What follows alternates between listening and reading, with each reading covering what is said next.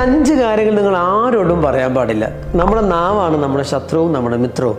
ഈ 5 പറഞ്ഞു കഴിഞ്ഞാൽ നമുക്ക് ഒരുപാട് ശത്രുക്കളായിരിക്കും ഉണ്ടാവുക.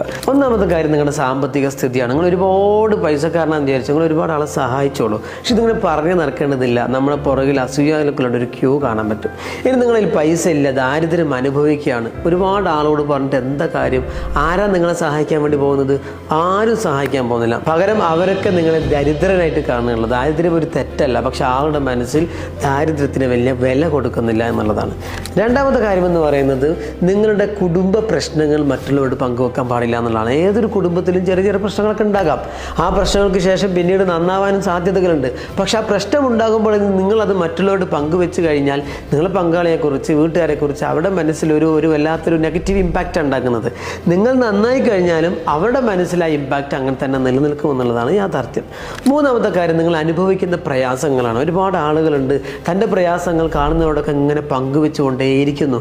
അങ്ങനെ പങ്കുവെക്കുക എന്ന് പറയുന്നത് നിങ്ങളുടെ ശരീരത്തിൽ ഒരു മുറിവുണ്ടെങ്കിൽ ആ മുറിവിനെ ഉണങ്ങാൻ നിങ്ങൾ അനുവദിക്കാതിരിക്കുന്നതിന് തുല്യമാണ്. പങ്കുവെച്ചുകൊണ്ട് കാര്യമില്ല. സഹതാപത്തിൻ്റെ ഒരു നോട്ടം കിട്ടിയേക്കാം, പക്ഷെ അവിടെ സഹായമൊന്നും കിട്ടാനുള്ള ഒരു സാധ്യതയും നിങ്ങൾ പ്രതീക്ഷിക്കേണ്ടതില്ല. നാലാമത്തെ കാര്യം ദൗർബല്യങ്ങൾ പറഞ്ഞുകൊണ്ടിരിക്കുക എന്നുള്ളതാണ്. എല്ലാ ആളുകൾക്കും എപ്പോഴും ഫോർച്യൂൺസ് തന്നെ ഉണ്ടാവണമെന്നില്ല. പലപ്പോഴും നമ്മുടെ ലൈഫ് ഇങ്ങനെ കയറ്റിറക്കങ്ങൾ ഉണ്ടാകാം. ഇറക്കങ്ങൾ ഉണ്ടാകുമ്പോൾ അതിങ്ങനെ പങ്കുവെച്ചിട്ട് കാര്യമില്ല.